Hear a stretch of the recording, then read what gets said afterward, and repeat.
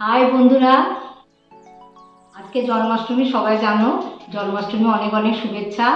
বড়দেরকে আমার প্রণাম আর ছোটদেরকে আমার অনেক অনেক ভালোবাসা। দেশ থেকে যারা দেখছো বা দেশের বাইরে থেকে যারা দেখছো তাদের সকলকে রংবেরং 24 চ্যানেলে স্বাগত জানাচ্ছি। আজকে জন্মাষ্টমী, আমার এক আত্মীয় বাড়িতে নেমন্তন্ন আছে। এখন সন্ধ্যেবেলা আমি সেখানে যাব এবং সমস্ত তোমাদের সঙ্গে শেয়ার করব। তোমরাও চলো আমার সঙ্গে। তোমাদের ওখানে যা যা হচ্ছে তোমাদেরকে সব কিছুই দেখাবো ওখানে। আর জন্মাষ্টমী একটা বিশাল শুভ অনুষ্ঠান, সেটা সবাই জানো। প্রত্যেকের বাড়িতেই মোটামুটি হয়। আর লাড্ডু গোপাল আছে, ছোট্ট গোপাল আছে। গোপাল সোনাকে সবাই পুজো করে, সবাইকার বাড়িতেই পুজো হয়। ওই বাড়িতে আমার আত্মীয় বাড়ি, ওখানে আমি যাব এবং তোমাদের সঙ্গে সব কিছু ওখানে শেয়ার করবো। চলো তোমরা। এই যে আমি চলে এলাম বাড়িতে। দেখো তোমরা, এই যে বসে আছি, আয় করছি তোমাদের সঙ্গে। এবার সব পুজোর সব জোগাড় হচ্ছে আর এখানে বেলুন লাগানো হচ্ছে।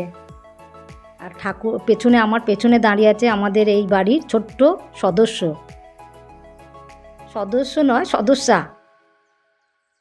ছোট্ট বাচ্চা মেয়ে। এই বাড়ি যে পুজো করবেন ওনার, তার নাতনি দাঁড়িয়ে আছে এই যে। আর আমরা হাসাহাসি করছিলাম সব এখানে। এই যে বাচ্চা মেয়েটি এবার তোমাদেরকে প্রণাম জানাচ্ছে হাই করে, আর বলছে যে আমাদের বাড়িতে গোপালের পুজো, তোমরা গোপু সোনাকে দর্শন করো। তোমরা গোপু সোনাকে দর্শন করে নাও। খুব সুন্দর সাজানো হয়েছে ফুল দিয়ে। সিংহাসন খুব সুন্দর, সিংহাসনের মধ্যে গোপু সোনা থাকে। আর গোপু সোনার পাশে খাট রয়েছে। আর গোপু সোনা এখন দোলনায় বসে আছে, দোলনাতেই সাজানো হয়েছে, লাইটে ডেকোরেশন করা হয়েছে। এই যে ইনি পুজো করবেন ঠাকুরের। এই যে পুজো শুরু হয়ে গেছে। ঠাকুরকে বেলপাতা আর ফুল দিয়ে পুজো শুরু হয়ে গেছে। ঠাকুরকে এবার ঠাকুর এবার বই পড়বে আর ঠাকুরকে প্রণাম জানাচ্ছে। এবার পুজো শুরু হয়ে গেল। এই যে ঠাকুরের বই পড়া হচ্ছে।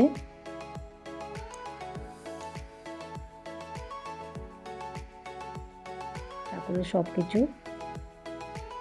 পাঠ করা হচ্ছে। উনি নিজেই পুজো করেন গোপালকে। এখানে গোপাল খুব জাগ্রত। গোপালের কাছে যা চাওয়া যায়, মানত করলে তাই পাওয়া যায়। খুব জাগ্রত গোপাল এখানে। এখানে পুজো করা হচ্ছে। অষ্টতর শতনাম। জয় জয় গোবিন্দ গোপাল গদাধর, কৃষ্ণচন্দ্র করকৃপা করুণার সাগর। জয় রাধে গোবিন্দ গোপাল বনমালী, শ্রীরাধার প্রাণের ধন মুকুন্দ মুরারি।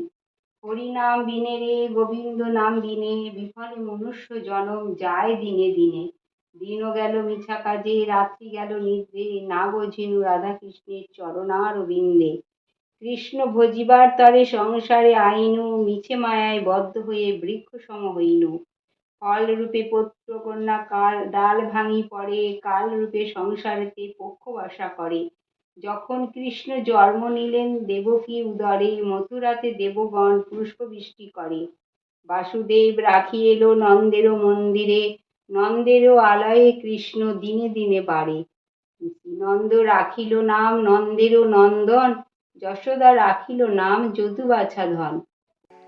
আমাদের সঙ্গে অষ্টতর শতনাম অতটা শেয়ার করলাম না, অল্প কিছুটাই শেয়ার করলাম। আর এখানে লাইটের ডেকোরেশন দেখো, খুব সুন্দর সাজানো হয়েছে।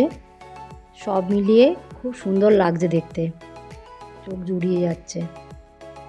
আর এই যে সব শেষ হলো, এবারে আরতি হবে, পুষ্পাঞ্জলি হবে, তারপরে আরতি হবে। ঠাকুরের পুজো উনি নিজেই করেন, খুব ভক্তি ভরে পুজো করলেন। দেখে আমার খুব ভালো লাগলো, খুব সুন্দর লাগলো। এই যে এবার পুষ্পাঞ্জলি দেবেন। পাড়ার এখনও সব আসেনি, অনেককে বলেছিলেন, কিন্তু বৃষ্টি তো সারাদিন বৃষ্টি পড়েছে, সারাদিন বৃষ্টি পড়ছে, বৃষ্টির জন্য কেউ আসতে পারেনি। উনি নিজেই পুজো করে অঞ্জলি দিচ্ছেন। এই যে আরতি হচ্ছে, প্রথমে ধূপ দিয়ে হলো, তারপরে প্রদীপ দিয়ে হচ্ছে। উনি খুব ভক্তি ভরে ঠাকুরকে পুজো করলেন, আমি দেখলাম তাই। আর ঠাকুর এখানকার খুব জাগ্রত। সুন্দর, মানে পুজো দেখে আমি একদম মুগ্ধ হয়ে গেলাম, খুব ভালো লাগলো। ঠাকুরের ভক্তি ভরে যদি কেউ পুজো করে তাহলে সেই পুজো ঠাকুর নিশ্চয়ই গ্রহণ করেন। ভক্তিটা হচ্ছে নিজের মনে তুমি ভক্তি করে যদি পুজো দাও, তুমি যদি একটা বাতাসা দিয়েও পুজো দাও তাহলেও ঠাকুর গ্রহণ করেন।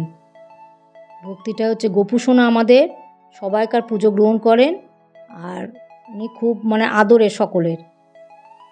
আর আমার তো খুবই ভালো লাগে ছোট্ট গোপু সোনাকে দেখতে, আর সাজানোটা এত সুন্দর হয়েছে। আর গোপু সোনার পাশে দেখো খাটও রয়েছে, আর গোপু সোনা এখন দোলনায় বসে আছে। এই যে প্রণাম করা হচ্ছে, ঠাকুরের সব আরতি হলো, পুষ্পাঞ্জলি হলো, পুজো হলো। এবারে প্রণামের পালা, আমরা সবাই একে একে প্রণাম করে নিলাম। এবারে ঠাকুরের কাছে বসে এবারে জপ তপ করবেন, তারপরে প্রসাদ দেওয়ার পালা। যে আমাদের সব প্রসাদ খাওয়া হয়ে গেল। দিয়ে তোমরা ভালো থেকো, সুস্থ থেকো, সাবধানে থেকো। ব্লগটা কেমন লাগলো জানাবে। Love you all.